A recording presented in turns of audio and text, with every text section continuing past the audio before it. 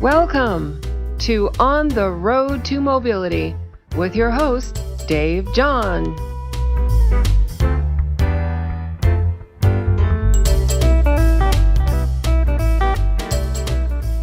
Hey there. Welcome back to On the Road to Mobility. I'm your host, Dave John, and I'm glad you could join us again today. As you know by now, this is a podcast dedicated to helping solve the problems in getting from here to there for those who have mobility limitations or challenges. Today's topic is about something I believe prevents many people from being as mobile as they would like to be. How do I afford sometimes expensive mobility equipment? Now, this topic opens up a number of questions that I hope we can at least touch on in this short podcast. So let's jump right in. I'd like to start this discussion by talking about the type of mobility equipment that is selected. Depending on a person's exact mobility challenge, there are often some choices in the type and level of equipment needed that can affect the affordability. Folks who are independent and non-ambulatory, they cannot bear weight or walk, most often need powered and fully automatic systems. A powered lift, for example, to get themselves and their wheelchair into a vehicle, or power stair chair to get to an upstairs bedroom. As I have mentioned before, these systems can be a little pricey, but they will help maintain an individual's mobility and independence, and it's hard to put a value on that.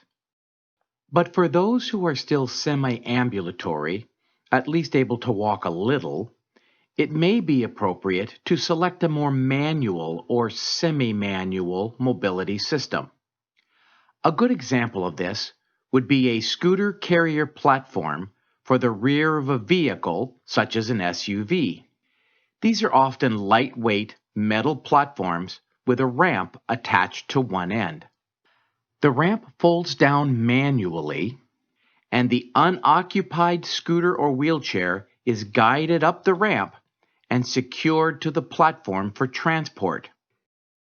These systems are not appropriate for everyone, but for some can save a significant amount of money over other fully powered options.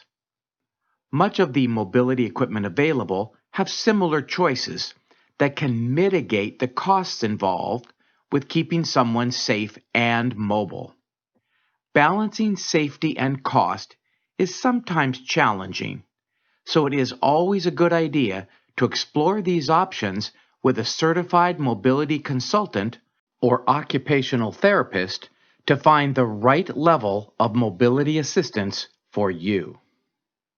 So now you have identified the right mobility equipment for you, but the cost might still be prohibitive.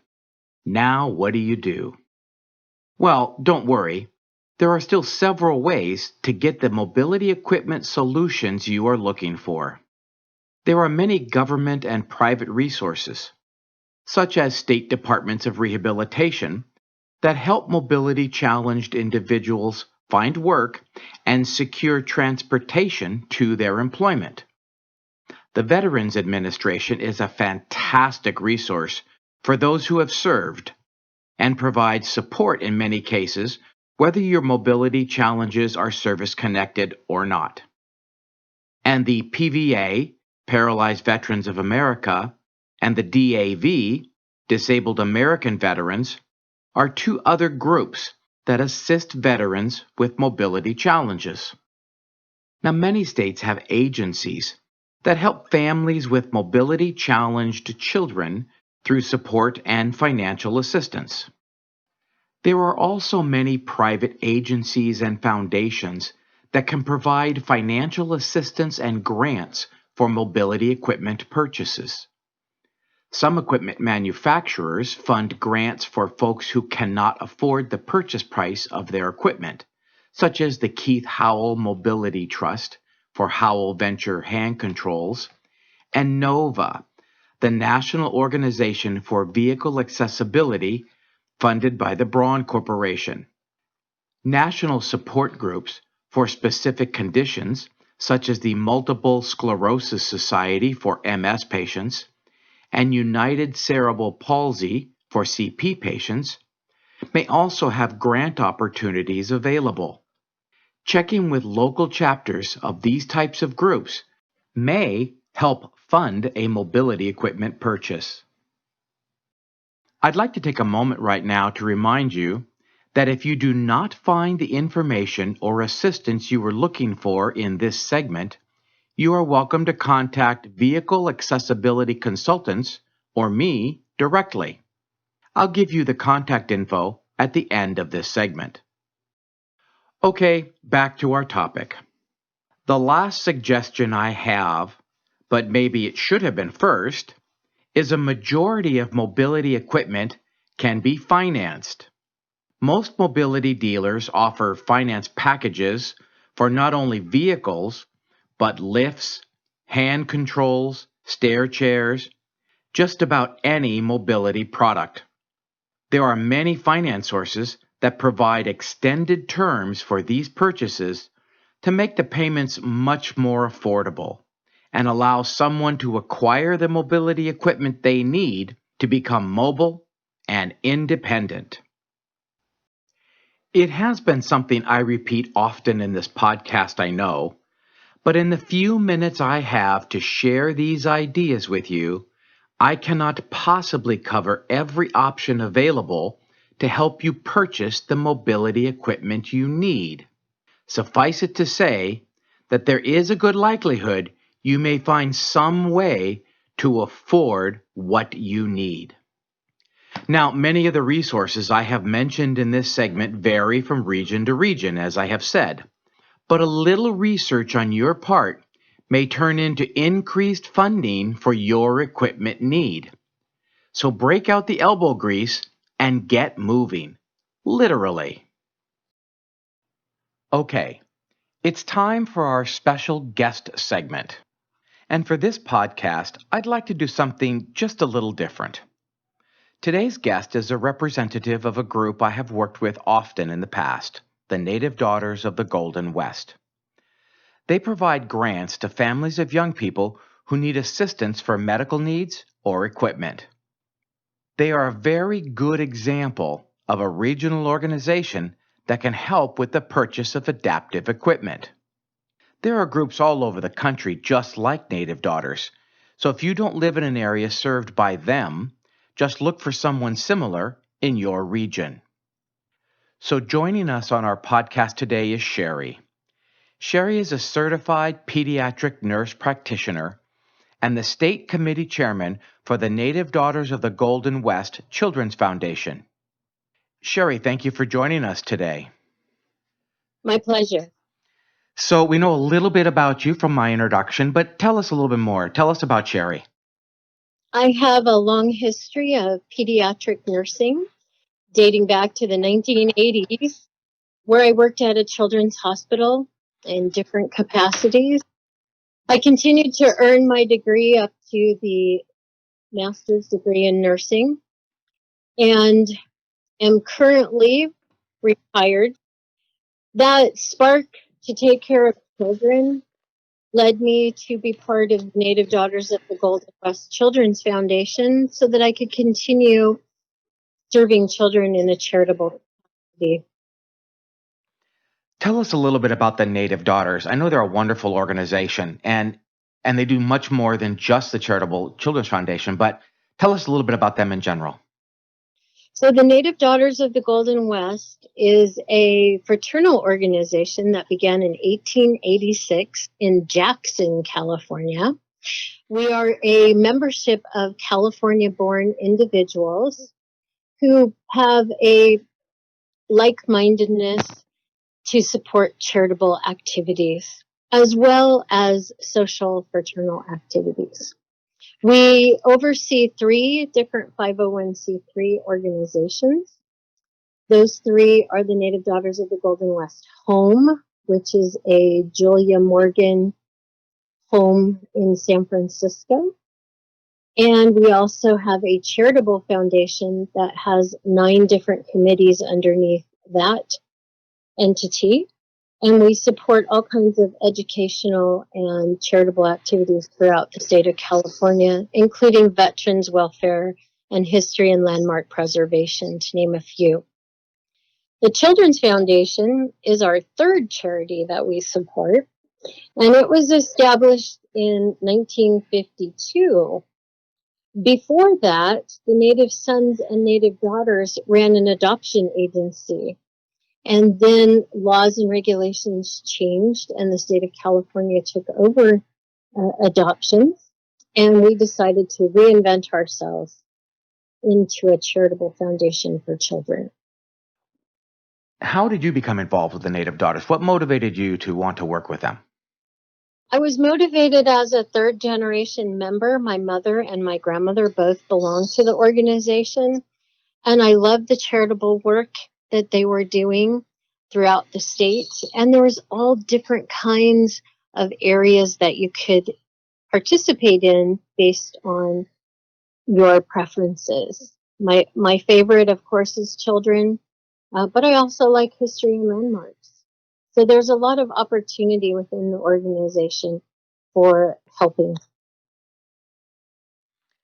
So one of your charitables, you said, is the Children's Foundation, and it's the one that I have a lot of experience with because I've worked with it for many years within the mobility industry. Tell us about the Children's Foundation and what their goal is.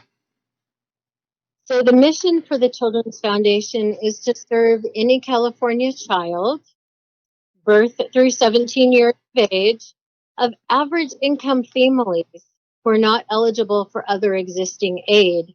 And this is a niche that really is not funded very well in the nonprofit community. So, for instance, we will help with copays of medication, copays of physical therapy, any kind of medical devices that are needed, corrective lenses, hearing aids. We provide services in an emergency situations to families who may need to go to a tertiary hospital but don't have the funds to stay at a hotel and there's not a Ronald McDonald House nearby. So we do a lot to take care of families and make sure that they're with their children in these situations.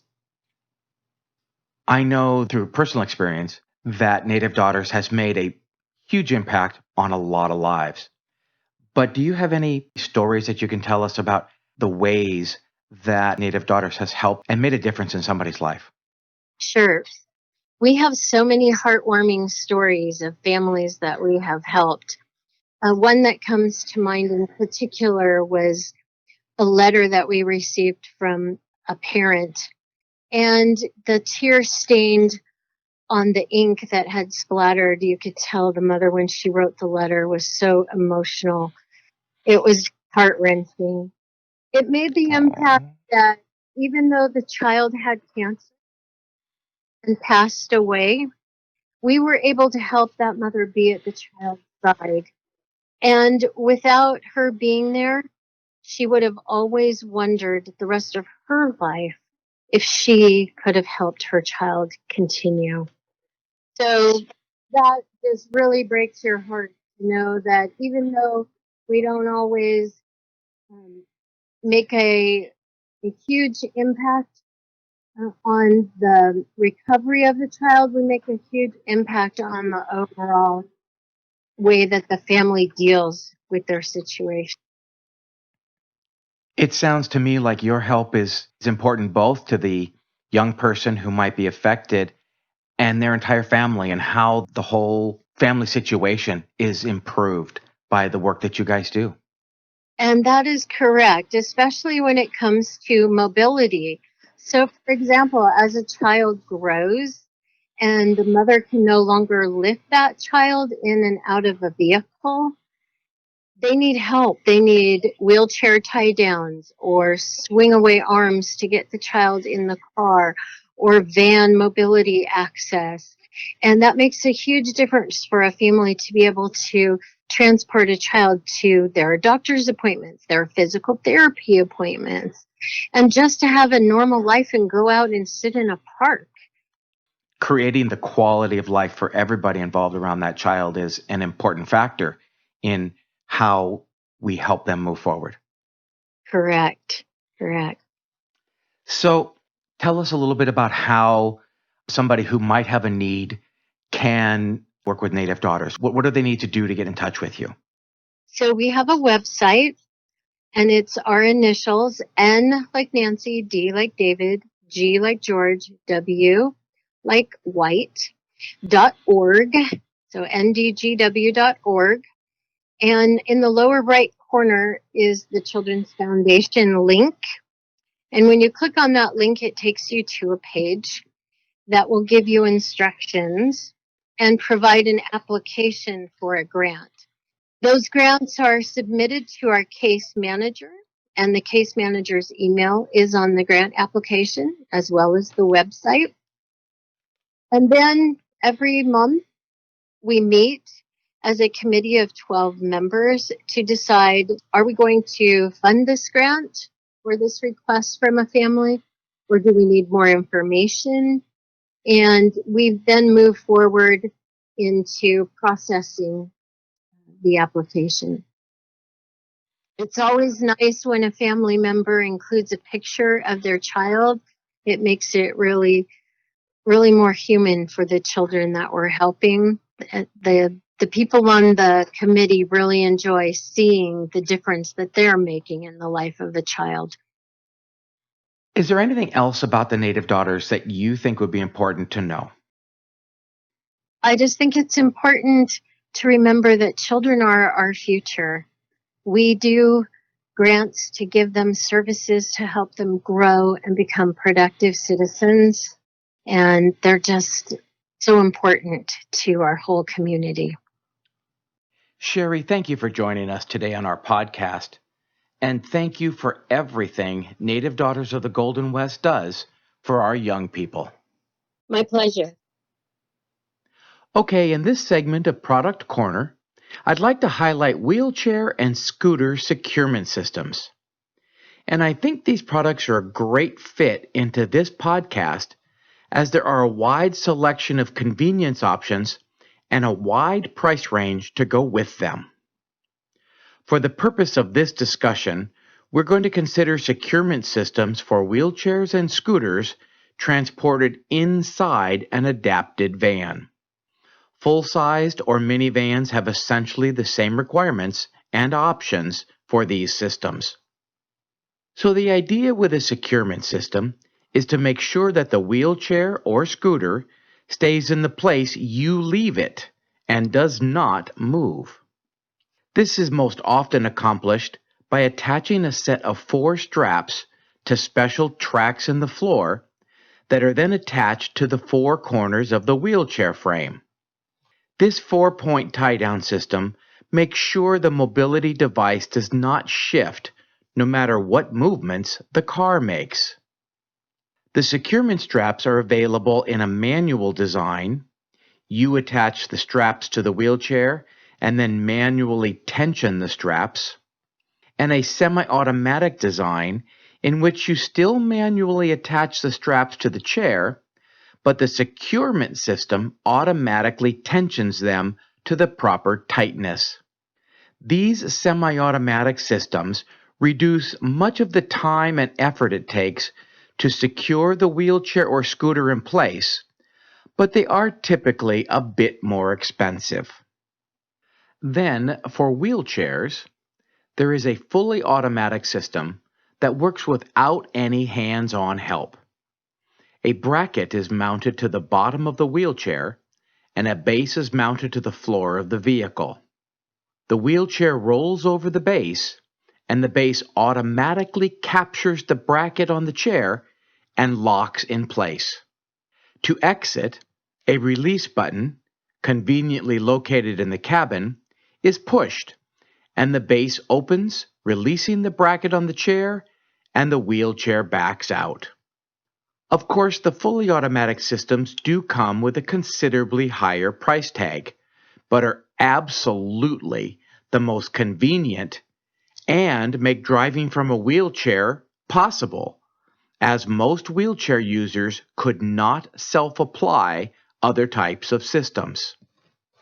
All of these systems are extensively tested and meet federal motor vehicle safety standards for occupant safety and are designed to help keep the wheelchair and rider safe in case of an accident as well. Now, there are two notes I would like to share along these lines. One, scooters are not certified to be occupied while the vehicle is moving. The securement systems are intended just to keep them from becoming a projectile in case of a sudden stop or collision. And two, even though many wheelchairs are okay to ride in while traveling in a moving vehicle, the securement system only keeps the chair safe. A fully certified 3-point seatbelt system is the only way to keep the precious wheelchair cargo, you or your loved one, from becoming that same projectile. So please, buckle up. How to integrate the wheelchair system and the seatbelt system safely for you is something a certified mobility consultant can assist you with. So once again, here we are at the end of another segment of On the Road to Mobility. I hope you found some of our information today helpful. If you have any questions that have not been answered by our podcast, you are welcome, as always, to contact Vehicle Accessibility Consultants or myself directly at djohn@vacaccessibility.com. You can also find this information on the podcast webpage at vacaccessibility.com, and there is an email link there as well. As always, there is never any charge to talk with us. I'd like to thank Sherry again for joining us for this segment and sharing her experience and advice. As a reminder, you can check out the other segments in this series on the podcast page of our website, www.vacaccessibility.com. And please, if you have any suggestions for subjects for future segments of this podcast, drop us a line via email. We'll do our best to get it covered. Thanks for stopping by, and I hope we can catch up again real soon. Have a great day. We hope you enjoyed this segment of On the Road to Mobility with your host, Dave John.